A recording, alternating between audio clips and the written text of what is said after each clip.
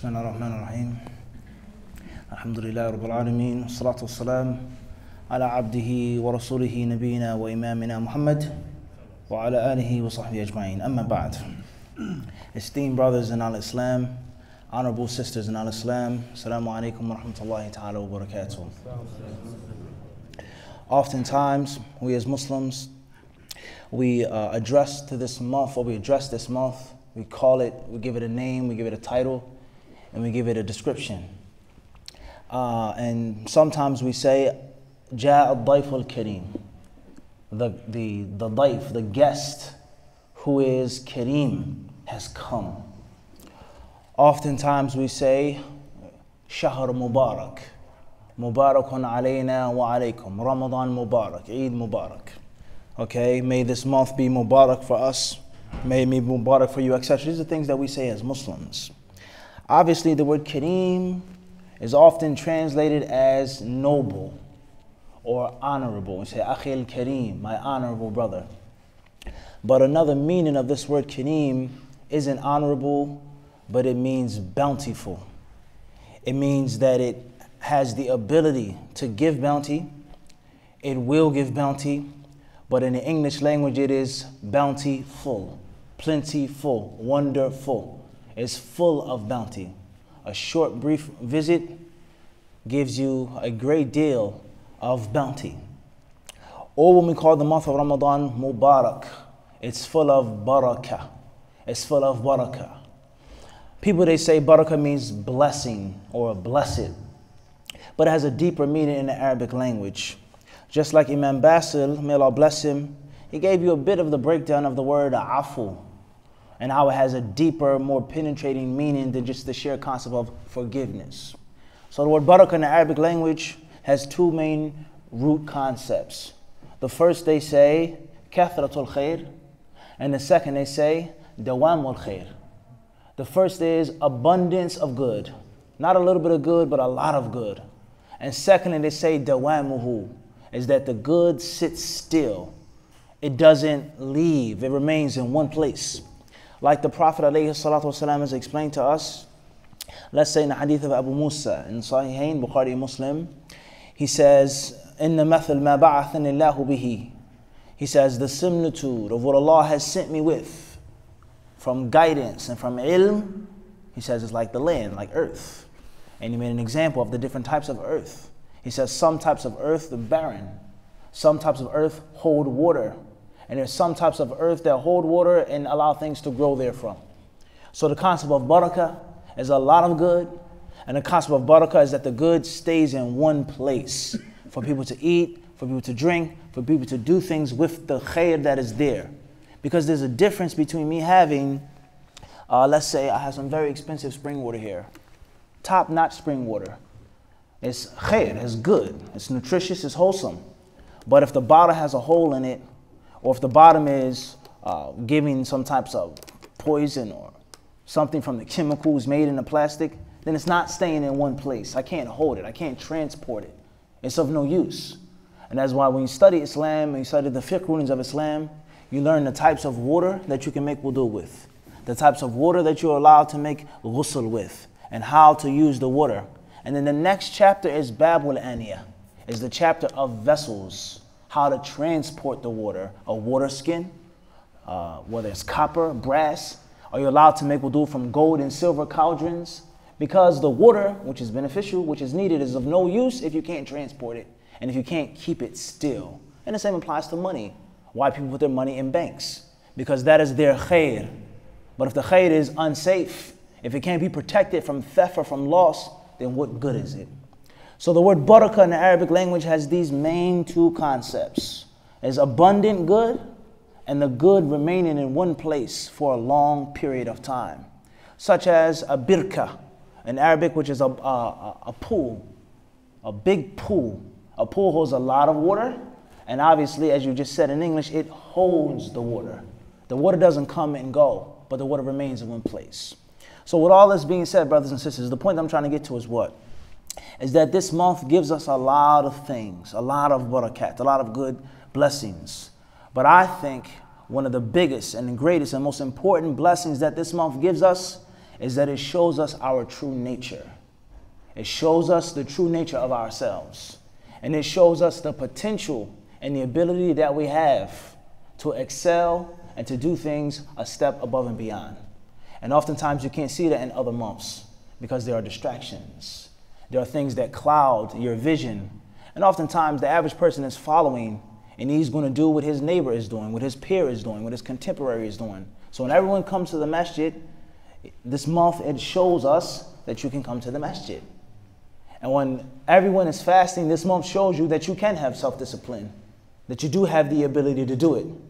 And the only thing that stops us from excelling as Muslims in most cases is us being complacent and being pleased with just a little, being happy with just a little, being okay with just being mediocre, whether that's coming to the masjid once a week on Friday, whether that's coming to the masjid only on Eid, whether that's only making a salah at home when the time is late.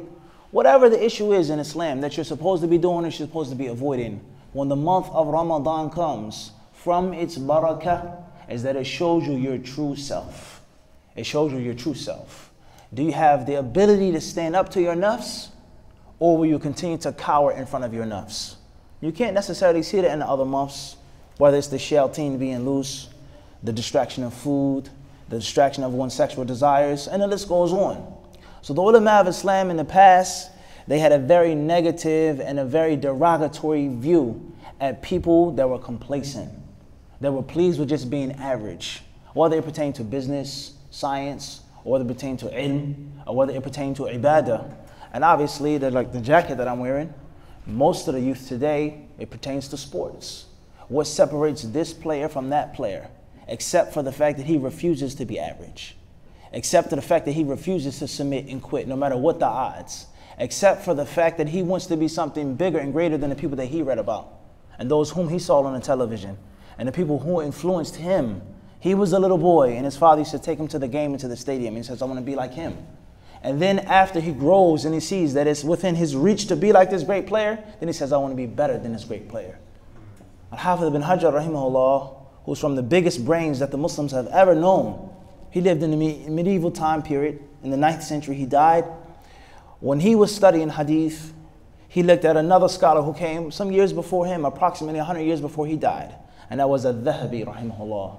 Al-Dhahabi was a great alim of hadith. He was the greatest of the great of his time. And he said that I would drink Zamzam water. I would drink the water of Zamzam, and I would make dua to Allah subhanahu wa ta'ala to give me his memory. Not to be better than him, but to just give me his memory. Based off of the hadith, Ma'u Zamzam lima shuriba lah. The Zamzam water, you drink it for whatever you want to drink it for. Obviously, it's a long discussion with regards to the hadith. What the hadith means is authentic. Al-Muhim is that he drank the Zamzam water with the purpose of being like this great scholar. So he drank the water, and he continued to study and study and study. And he says, ثُمَّ إِنِّي رَأَيْتُ لَهُ أَوْهَامًا.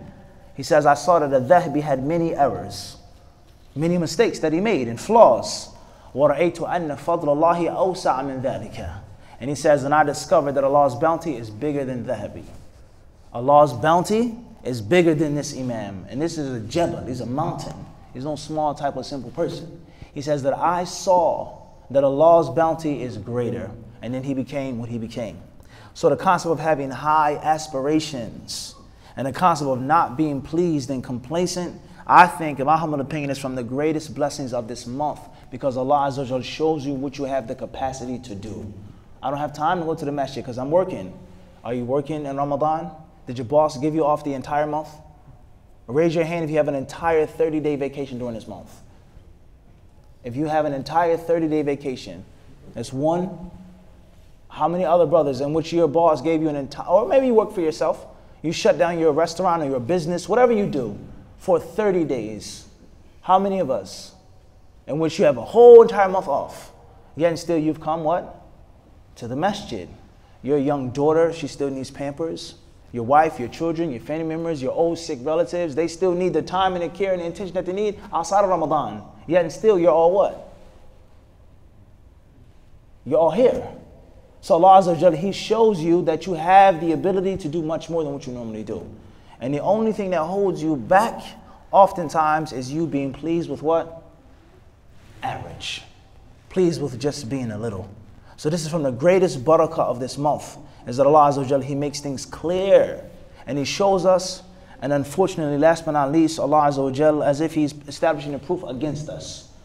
As if He's establishing a proof against us. And we know that Umar ibn Khattab radiallahu ta'ala anhu, with regards to establishing a proof upon yourselves, he was the Khalifa of the Muslims. Naam, he was the leader of the Muslims after Abu Bakr. And we all know Umar's personality. He was very harsh. He didn't joke around too much. And oftentimes, he was hasty towards Allah's rulings. He didn't play around. So one day, and the hadith is in Sahih Muslim, you all know the hadith. Umar radiallahu anhu was during the Hajj time, the Hajj season. And he put one of his governors in charge of the people of Mecca. Then there are Muslims coming from all over the world. They're scholars, they're warriors, they're businessmen, they're politicians. Everyone is coming to make Hajj. Hajj is the great meeting place of the Muslims. So he says, you stay put and you look after the Muslims here in Mecca. So Umar, he left. And he went to a valley, and you can go to this place now in Mecca called Usfan. And then when he went to Usfan, after some time had passed by, he saw the man whom he placed in charge. They met there. So he says, what are you doing here? You're supposed to be there. So obviously the man he's afraid now.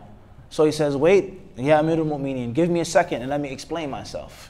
He says, who did you leave in charge? Who's your deputy upon the people of Mecca? He says, Man walayta ala ahli al-wadi. He says, the people of the great valley, meaning Mecca, the masjid. Who would you leave in charge? Who's their leader to lead them in Hajj? He says, walaytu alayhim ibn Abza.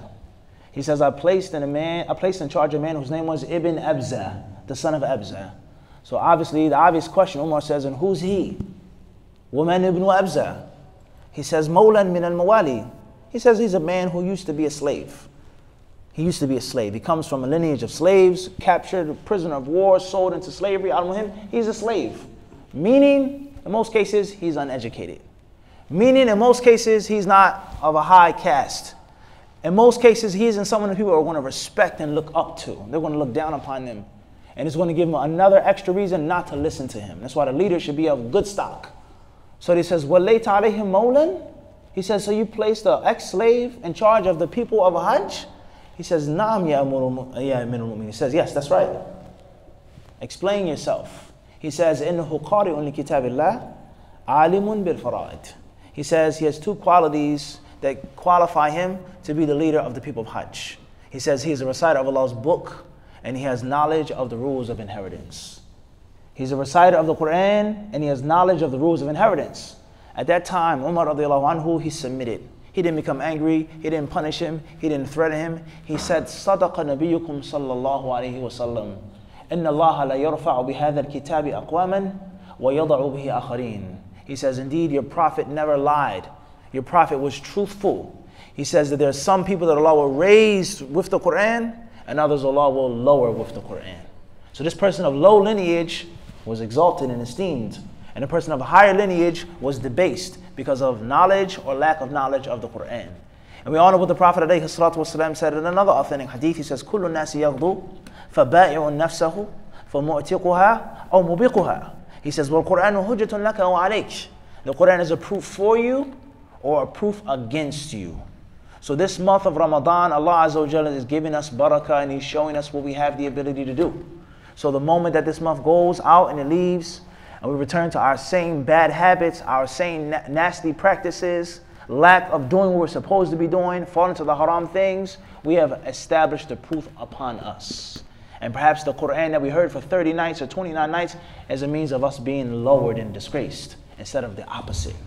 So be very careful about the barakah of this month. Everything that you get, nothing is for free. It gives you something, but you have to pay in return. And that is to be fair with Allah subhanahu wa ta'ala. Be fair. Allah clearly is showing you what you have the ability to do. And obviously, everyone is not going to keep up the same pace, the velocity of Ramadan. It's a special month. But if I'm barely making the mark, I'm only making 3 prayers a day. I'm only making 4 prayers a day. I'm missing prayers. I'm falling into this haram act. I avoid the Quran. I stay away from the masjid. The things I'm supposed to be doing as a basic Muslim. After the month of Ramadan, you have established the proof upon yourself. So this is my advice to myself and to my brothers and to my sisters, is to benefit from the blessing of the month of Ramadan. And the barakah does not come for free, but it comes with a price. be shy in front of Allah subhanahu wa ta'ala, showing you what you have the ability to do. And after the month of Ramadan leaves, you no longer do those things that you did for an entire month. We ask Allah subhanahu wa ta'ala to bless us all, to accept your good deeds, and to make you better than how you came, bi'idhnillahi subhanahu wa ta'ala. I ask Allah Azza wa Jalla to allow you to reach Laylatul Qadr, and for Allah subhanahu wa ta'ala to reward you for Laylatul Qadr. May Allah subhanahu wa ta'ala accept your fasting, your standing, your spending, and your feeding. هذا وصلى الله وسلم وبارك على عبده ورسوله نبينا وإمامنا محمد. If anybody wishes to add to the lecture or comment to the lecture, they can do so without any problem. And if anyone has any questions on the topic or off the topic, then perhaps we can take some of them if that's not a problem. And if not, jazakumullahu khairan. Does anyone have any questions?